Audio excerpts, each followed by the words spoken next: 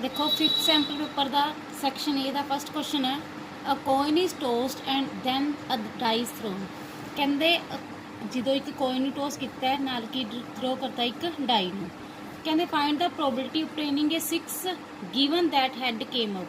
देखो प्रोबेबिलिटी कहती फाइंड करनी है 6 आवे given that had came up. मैं तुहानूं कहा सी ना जे प्रोबेबिलिटी एक दी फाइंड करनी हो तो एक दी गिवन हो तो आपां किहड़ी प्रोबेबिलिटी फाइंड करनी है कंडीशनल प्रोबेबिलिटी। देखो पहला तो की बनूगा अ कोइन एंड डाई थ्रोन। देखो कोइन तो आपको पता हैड आंदा है डाई ते 1 had 2 had 3 had 4 had 5 had 6 जा की हो सकता कोइन ते टेल आ सकता है डाई ते 1 डाई ते 2 3 4 5 6 पहला सैंपल स्पेस लिख लो।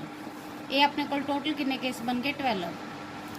फाइंड द प्रोबेबिलिटी मैं क्या सीगा कि जिंदी फाइंड करनी हो प्रोबेबिलिटी उन्होंने ए लैट कर लिया करो जेड़ा गिवन हो उन्होंने बी लैट कर लिया करो। देखो प्रोबेबिलिटी किंदी फाइंड करनी है ऑब्टेनिंग 6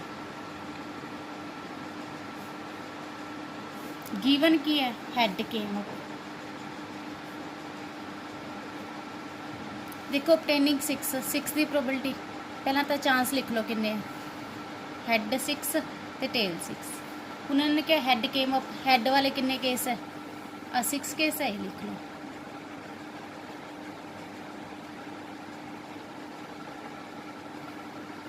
हम आप ए की प्रोबेबिलिटी फाइंड करनी है बी गिवन है तो A by B conditional probability का फॉर्मूला की सी उपर इंटरसैक्शन डिवाइड च पी बी।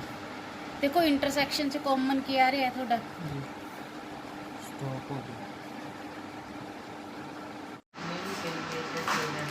देखो इंटरसैक्शन च की आ जाओ कॉमन की अपने को हैड 6 इंटरसैक्शन की आ गई हैड 6 तो अपनी हैड 6 की प्रोबेबिलिटी की होगी एक केस कॉमन होया टोटल केस किन्ने ही 12 1/12 पी बी दे किन्ने केस है 6/12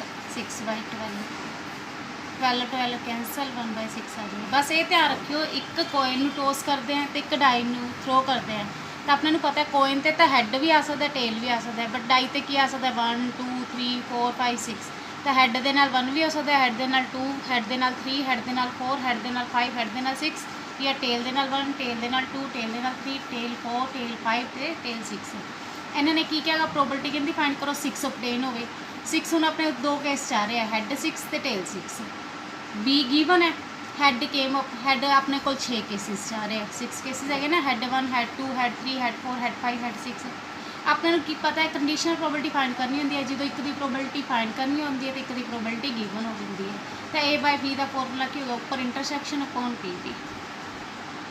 सैकेंड क्वेश्चन की है X and Y are 2 points with position vector this and this कहते write the position vector of a point Z which divides a line segment X Y in 2:1 externally. देखो मैं तुम की क्या जो एक्सटर्नली क्या हो तो तुम 2:1 की लैट कर लिया करो 2:-1।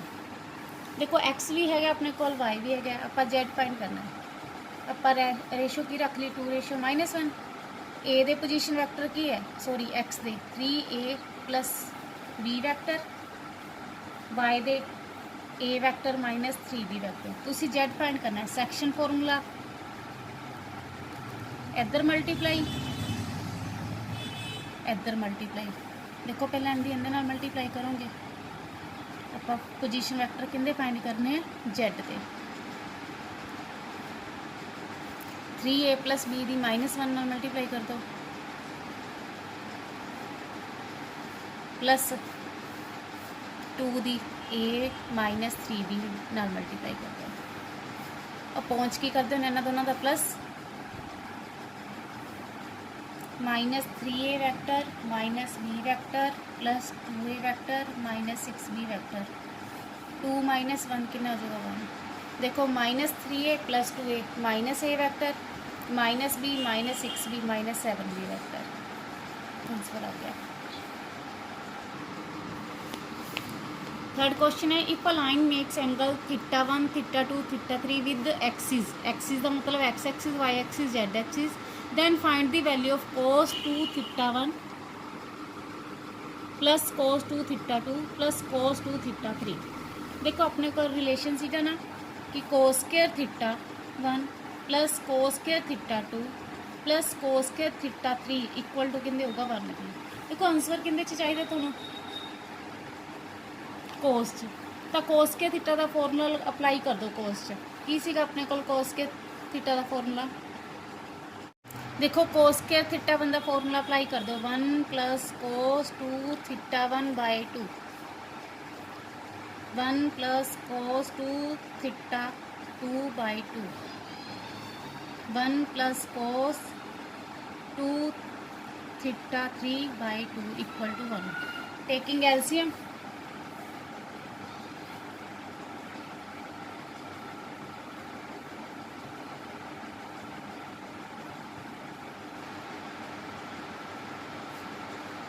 देखो 2 डिवाइड से इधर आके क्या जो है multiply 1 1 1 3 cos 2 theta 1 cos 2 theta 2 cos 2 theta 3 equal to 2। देखो प्लस का 3 इधर आके क्या होगा माइनस का 3, तो अपने को वैल्यू कितनी आ जाएगी -1, यानी कि कोस 2 theta 1 plus cos 2 theta 2 plus cos 2 theta 3 कितने इक्वल आ गया -1 दे। इनकी ही वैल्यू फाइंड करनी सी, कितने इक्वल आ गई -1 दे। देखो फोर्थ क्वेश्चन है A and B independent events, जिथे इंडिपेंडेंट इवेंट्स कह देन इंटरसैक्शन तुसी किंदे च कन्वर्ट कर देना मल्टीप्लाई च P A into P B. Given की है P A equal to 1/4, P A union B given है 2 times of P B minus P A, कहते find the value of P B. देखो इंडिपेंडेंट इवेंट्स है तो intersection किंदे च convert हो जाते हैं मल्टीप्लाई च P A into P B.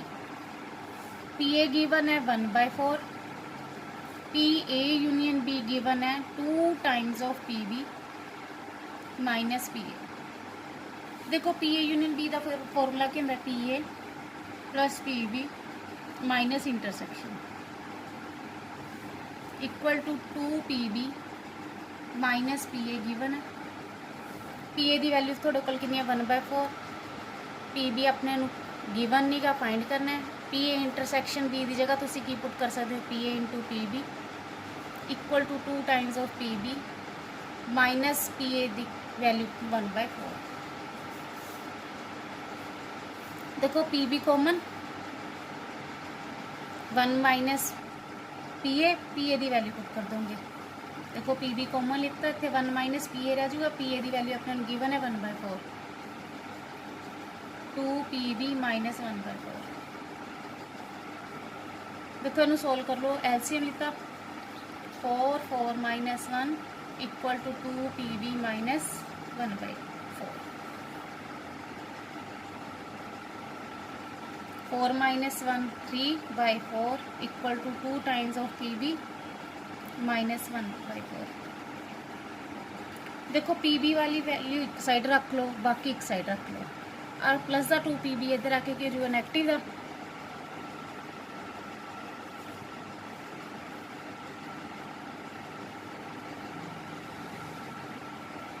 Plus का 1/4 इधर आके कि जो नेगेटिव है। टेकिंग कॉमन पी बी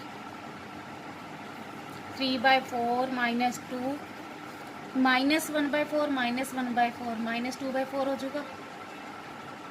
इधर एलसीएम लो 4 3 minus 8 equal to minus 2/4 P B into minus 5/4 minus 2/4 4 4 cancel minus minus cancel P B की वैल्यू आ गई थोड़े को 2/5। पी बी ही फाइंड करना सी तुसी। देखो फिफ्थ क्वेश्चन है find the integration of sine inverse 2x with respect to x। Integration करना है sine inverse 2x into d x. देखो अगर इनवर्स ट्रिग्नोमेट्री दे नाल कोई फंक्शन नहीं दिता भी होंदा तो तुसी मल्टीप्लाई च की लगा लिया करो 1। आईलेट के according inverse trigonometry first function, algebra थोड़ा second function. Sine inverse 2x first function assume कर लोगे, 1 नूं तुसी सैकेंड फंक्शन अज्यूम कर लोगे। रूल की सीगा integration by parts, first function same, integration of second minus तुसी इंटीग्रेशन करना है derivative of first function into integration of second function.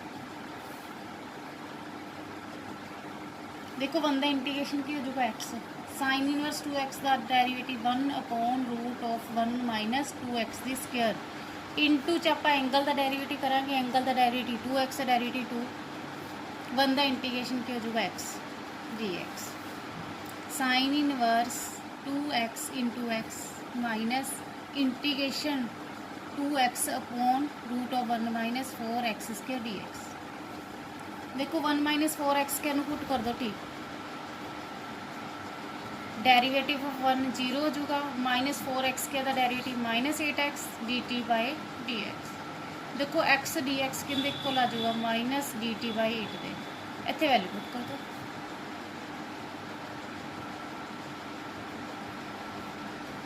देखो 2x डी एक्स की value minus d t by 8 root of 3, आ minus minus plus हो जाएगा, cancel out करोगे 1/4 हो जाएगा।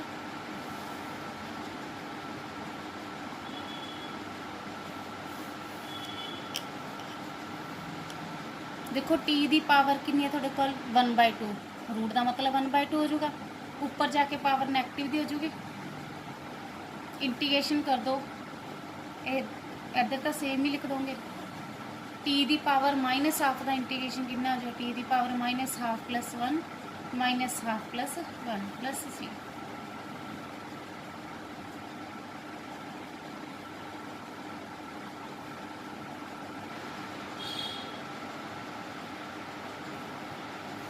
वन बाय टू का रेसिप्रोकल हो जाएगा, टी दी पावर माइनस हाफ का इंटीग्रेशन ध्यान रखियो प्लस 1, ठीक है।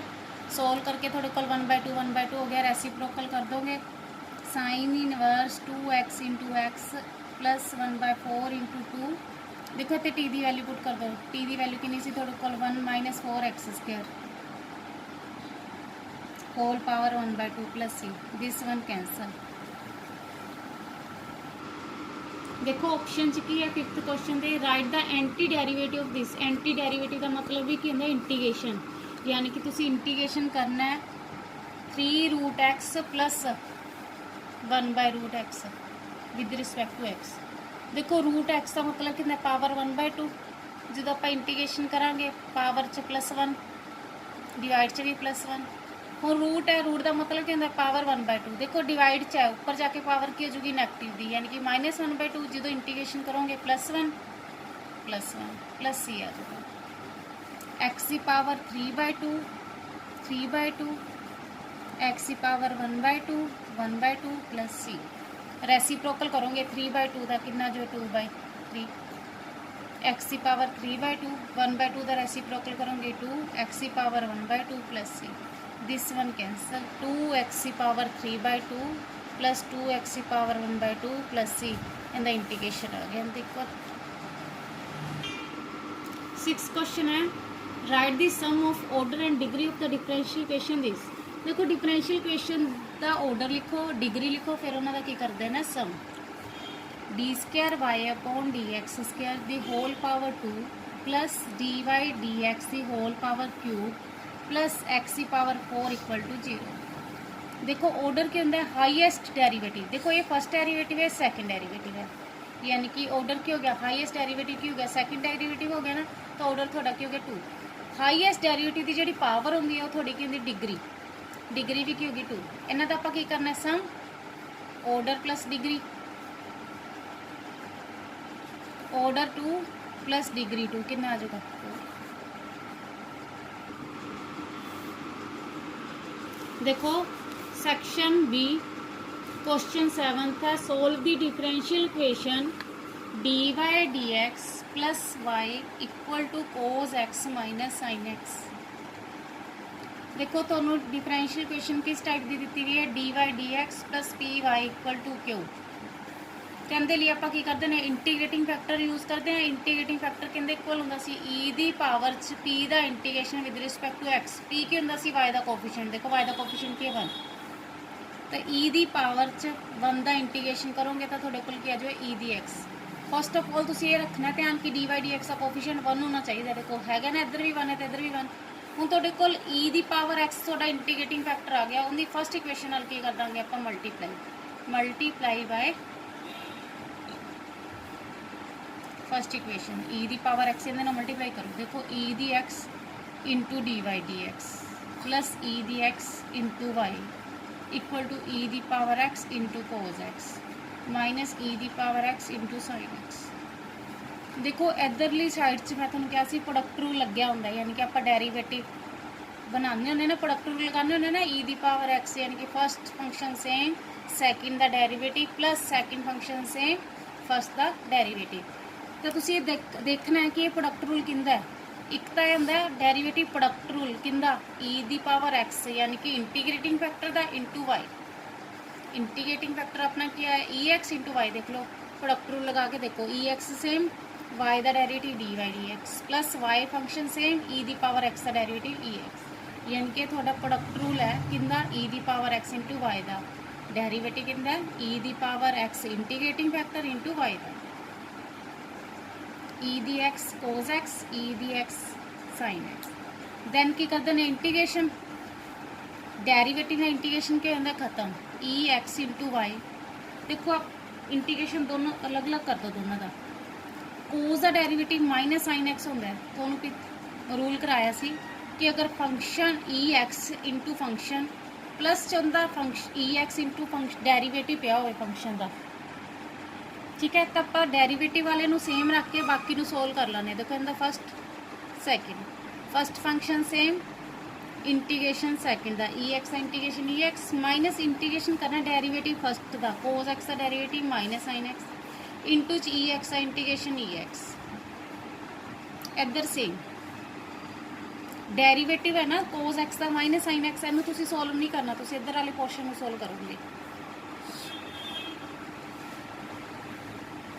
Minus minus plus sine X into E X D X minus E X sine X D x. देखो माइनस प्लस कैंसल हो जाएगा प्लस सी। अगर आप तुसी ई एक्स मल्टीप्लाई च इधर आके डिवाइड च लै जाओगे तो देखो की बनूगा कोस एक्स ई दी पावर एक्स अपॉन ई दी power X plus C by E दी power X. This one cancel, ये थोड़ा आंसर है। 7 दी ऑप्शन च क्वेश्चन की है solve the differential equation this d Y D x equal to 1 plus x square plus Y square plus x square y square given y equal to 1 x equal to 0। देखो y equal to 1 when x equal to 0 ये value तुसी and ते use करोगे, ये values तुहानूं इस करके दित्तियां नहीं ताकि तुसी सी दी वैल्यूज फाइंड कर सको। देखो D Y D x equal to 1 plus x square taking common Y square 1 plus x square आ जाऊगा। देखो 1 प्लस एक्स स्क्वायर कॉमन आ रहा है, इंटू च की रह जाऊगा 1 प्लस वाई स्क्वायर फैक्टर बनाते। हुण वेरीएबल सैपरेबल कर लो, वाई फंक्शन एक साइड एक्स वाले फंक्शन एक साइड। देखो 1 प्लस वाई स्क्वायर इधर मल्टीप्लाई चाहिए इधर डिवाइड हो जाऊगा, डी एक्स डिवाइड चाहिए इधर आके मल्टीप्लाई हो जाऊगा। उस तो बाद क्या करना होंगे integration 1 upon 1 plus Y square का इंटीग्रेशन कितना होंगे tan inverse y 1 plus x square का इंटीग्रेशन 1 का इंटीग्रेशन एक्स स्क्वायर का इंटीग्रेशन एक्स 3/3 प्लस सी। हुण देखो एक्स की वैल्यू कितनी गिवन है तुहानूं 0 वाई की वैल्यू 1 पुट कर दो, जिथे एक्स है 0 वाई है 1 tan inverse 1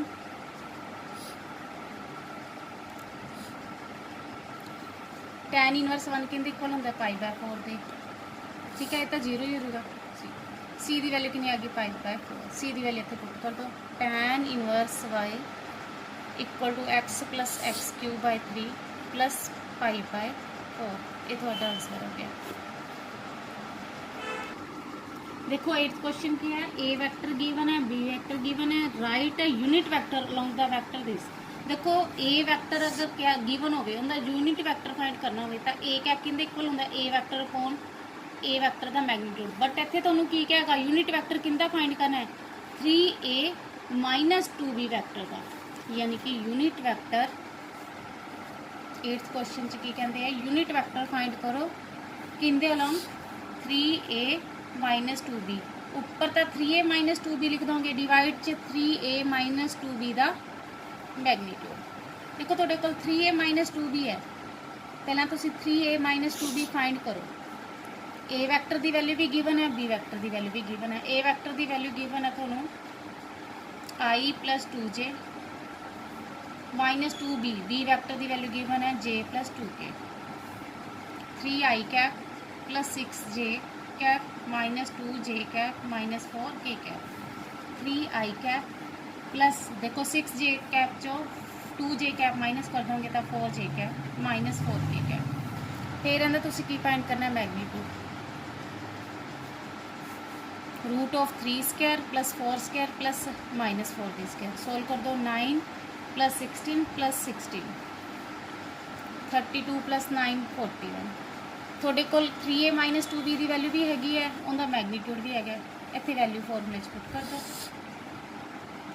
3a vector plus 4j 3a cap I cap plus 4j cap minus 4k cap upon root 41, 3i cap plus 4j cap minus 4k cap upon root 14। देखो 9th question क्या है, find the vector equation of a line passing through the point this and parallel to the line this, also find the distance between these two lines. देखो इन्होंने की क्या है, vector equation लिखनी है, लाइन पास किंदे चो कर दी है 2 3 2 चो। देखो लाइन पास किंदे चो कर दी 2 3 2 चो, पैरेलल किंदे इस लाइन दे।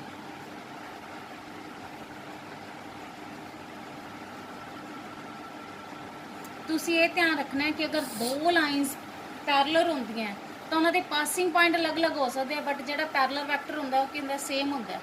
अपनी लाइन की इक्वेशन कहंदे आर वैक्टर, इत्थे तुसी की लिखदे हो पासिंग पॉइंट प्लस लैमडा, इत्थे तुसी लिखदे हो पैरेलल वैक्टर।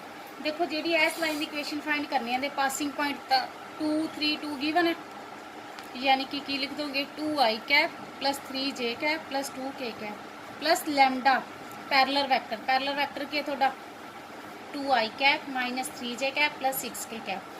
दो लाइना अगर पैरेलल होन तो की होंदा डायरैक्शन रेशो उन्होंने की होंगे सेम होंगे, यानी कि 2i cap minus 3j cap plus 6k cap. ये थोड़ी लाइन की इक्वेशन आ गई। देखो हुण इन्होंने क्या दोनों लाइनों के डिस्टेंस फाइंड करो, थोड़े कोल ये लाइन भी हैगी है, ये लाइन भी हैगी है। अपने कोल अगर दो लाइना पैरेलल होंदियां सी a1 plus r vector equal to a1 plus lambda b vector, b vector लिख लो चाहे m वैक्टर लिख लो, थोड़ी मर्जी है, ठीक है। a2 plus mu m vector, ठीक है। देखो इन्हों के डायरैक्शन रेशो की होंगे सी सेम। देखो अपन शॉर्टेस्ट डिस्टेंस का फॉर्मूला कितना सी ना, magnitude of b cross a2 minus a1 upon magnitude of b। देखो b वैक्टर ही m वैक्टर होंदा है, ठीक है ना। हुण तुहाडे कोल देखो 2 लाइन्स की है, फस्ट लाइन तो गिवन सी अपने 2i plus 3j plus lambda 2i minus 3j plus 6k। Second line आप देखो सैकेंड लाइन की इक्वेशन आप फाइंड की है 2i plus 3j plus 2k mu 2i plus 3j plus 6k। देखो lines parallel है तो डायरैक्शन रेशो की होंगे सेम होंगे दोनों लाइनों की, ठीक है। पहला तुसी की फाइंड करो a2 माइनस a1, ये a1 हो गया थोड़ा, ये a2 हो गया। a2 चो a1 की कर दो minus 2i cap plus 3j cap plus 2k cap minus a1 2i cap minus plus 3j cap. देखो माइनस अंदर मल्टीप्लाई होके साइन चेंज कर दोगा, 2i cap 4i cap 3j चो 3j कैप माइनस करोगे तो 0j cap plus 2k cap. b cross a2 minus a1 find करना है तुसी, i j के b वैक्टर के एलीमेंट कितने हैं 2 माइनस 3 6, a2 माइनस a1 के कितने 4 0 2। इनका डिटरमिनेंट फाइंड कर लियो प्लस माइनस प्लस।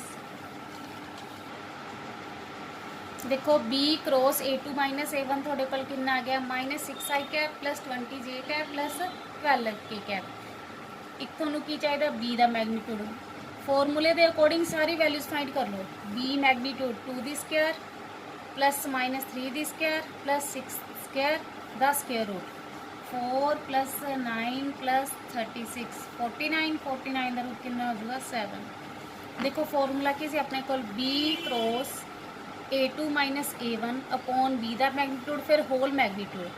देखो b cross A2 minus A1 अपने को आया -6i cap plus 20j cap plus 12k cap. B का मैगनीट्यूड कितना है 7। देखो आई जे के कैप बच रहा है अपने को इतने की है मैगनीट्यूड। हूँ तुम इनका मैगनीट्यूड फाइंड करो। रूट ऑफ -6/7 दी स्क्वायर प्लस 20/7 दी स्क्वायर प्लस 12/7 दी स्क्वायर। इनू सोल्व कर लिया थोड़ा आंसर आ जाएगा। देखो 10th क्वेश्चन है, इंटीग्रेशन करना है 0 तो pi 1/5 + 2 cos x with respect to x। देखो cos x की वैल्यू पुट कर दिया करो 1 - tan square x/2 upon 1 + tan square x/2। Numerator च अगर 1 है डिनोमीनेटर च cos x आ जाए तो उनका फॉर्मूला अप्लाई कर दिया करो।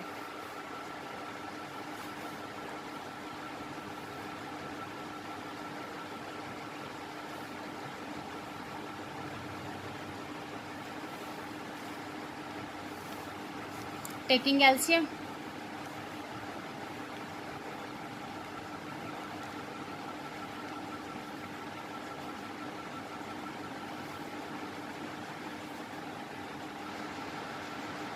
देखो 1 + tan स्क्वायर किंदे इक्वल होंगे secant स्क्वायर x से।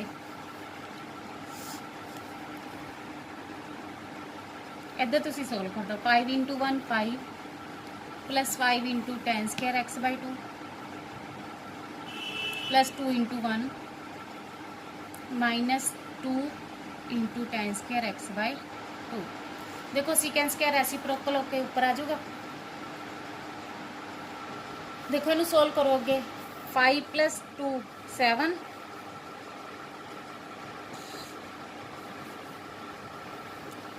5 tan square x/2 -2 tan square x/2 3 tan square x/2। tan x/2 ਨੂੰ ਕੀ ਪੁੱਟ ਕਰ ਦੋਗੇ t। tan ਦਾ derivative secant square x/2 x ਦਾ ਡੈਰੀਵੇਟਿਵ 1/2 x/2 ਦਾ 1/2 t ਦਾ dt/dx। देखो tan ਨੂੰ ਇਸ ਕਰਕੇ ਪੁੱਟ ਕਰ ਲਿਆ क्योंकि ऊपर ਡੈਰੀਵੇਟਿਵ बन रहा सी। dx इधर डिवाइड च है तो इधर आके क्या हो जाएगा मल्टीप्लाई। 2 डिवाइड च तो इधर आके क्या हो जाएगा multiply. secant square x/2 dx की वैल्यू कितनी पुट कर दोगे 2 dt upon 7 + 3t square. Taking common 3 7/3 + t square हो जाएगा। देखो 7/3 में तुसी की लिख सकते हैं √7/3 दी स्क्वायर लिख सकते हैं with respect to t। Formula की सी 1/a² + x² दा 1/a tan इनवर्स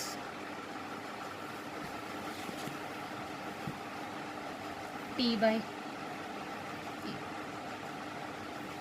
t दी वैल्यू कितनी है अपने को देखो इन्हें तो रेसिप्रोकल कर दोगे √3/7 होगा। t दी वैल्यू की अपने को tan x/2।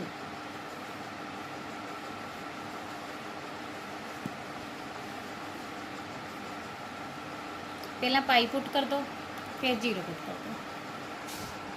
देखो पहले अपर लिमिट पुट करती माइनस लोअर लिमिट tan π/2 कितना होता इन्फिनिटी। tan इनवर्स इन्फिनिटी कितना आ जाएगा देखो tan π/2 इन्फिनिटी होता है infinity upon something infinity. tan inverse infinity कितने ते होगा π/2 ते √3/7 × π/2 माइनस देखो tan 0/2 tan 0 tan inverse 0 0 0 × something 0 2/3 × √3/7 × π/2 cancel out करती है √3π/3 √7 थोड़ा आंसर आ गया।